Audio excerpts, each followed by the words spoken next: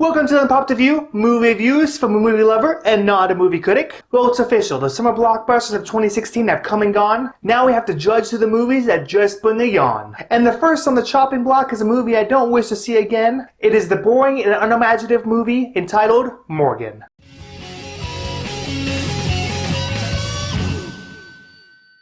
So Morgan features Kate Mara as a corporate risk management consultant set to investigate whether an artificially created girl's life is worthy to continue or not. Now, as you can tell, I'm not going to beat around the bush on this one because this movie was really boring. It had absolutely nothing going for it, so we're going to go and skip the good and go straight to the The story. If there was anything that Morgan could have done, it was give us a compelling story. And you can tell that they definitely tried. I mean, they attempt to raise some ethical questions about creating artificial life, and whether that life is worth treating human or not. But unfortunately, it was completely negated by the acting, which I will definitely talk about later. Paul Giamatti. Now I'm placing him apart from the other actors because that's basically the same thing that this movie did. I mean, he interacted with maybe only 2 characters in total, and his scene was probably shot in one single day. But even though his presence was limited, he was the only ray of sunshine in this extremely boring movie. His one scene was fantastic. Just the energy and the heart and emotion that he brings to everything that he does was great. But unfortunately with that, we're going to move from the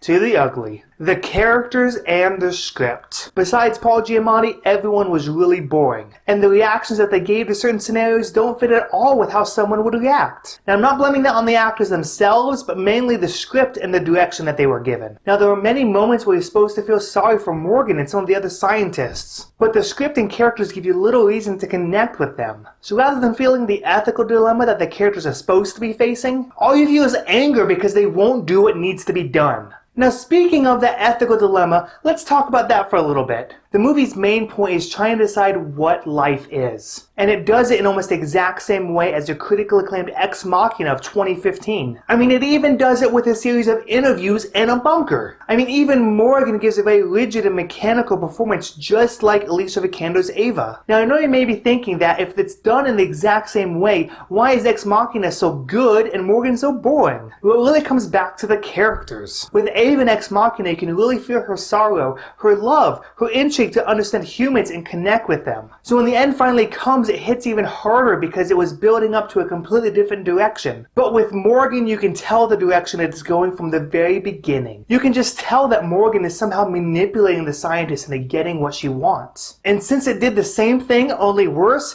it's really not worth the time. Now finally, let's talk about the twist. Now I can see how the twist can be surprising or interesting, but in this case, I saw it a mile away. After about 5 minutes in the movie, I thought to myself, I wonder if this is how it's going to end, and I was 100% correct. On top of that, the twist had absolutely no bearing on the movie. A good twist in the movie is supposed to change your view and perception of the rest of the movie. For example, with Sixth Sense, after you know the twist that Bruce Willis is dead, you can watch the movie again and have a completely different outlook than you had before. But the outlook for Morgan doesn't change at all. And since the twist has no bearing on the movie, it's just lazy and boring. Wow, I really did talk about this movie a lot, even though I didn't like it. But you can probably tell how I'm going with this review. I give Morgan my first official Don't Bother of the year. So if you want to see a good movie about the ethics of creating artificial life, see Ex Machina. If you want a movie with a good twist, see Sixth Sense again. But whatever you do, don't see Morgan and don't give the studio satisfaction of getting your money. So that's what I thought of Morgan, and if you by chance happen to ignore my advice and saw it anyways, what did you think? And what is your favorite movie featuring artificial life? Leave your comments below, don't forget to like and subscribe, remember to always keep it unpopped.